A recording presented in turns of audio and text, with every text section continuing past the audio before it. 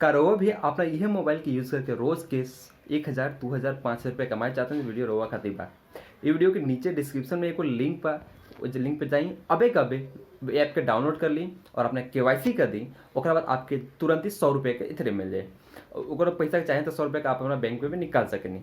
ओकरा बाद का करे एक बार जैसे स्क्रीन पर देखा था वैसे फॉलो करके लिंक के अपना फ्रेंड्स के भेजे के बा और ऐप के इंस्टॉल करवा के बा। तो जैसे रउआ 100 रुपये मिलल है वैसे आपके जिकरा को भी शेयर करें उनको भी 100 रुपये मिली।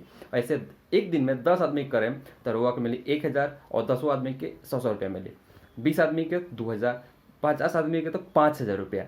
अगर चाहे तो ये पैसा के अपना बैंक में निकाल सके नहीं, अगर रखे चाहता नहीं तो रखी 6 महीना 1 साल हो सकेला कि जो आप पैसा बा 10 गुना 20 गुना 30 गुना भी हो जा।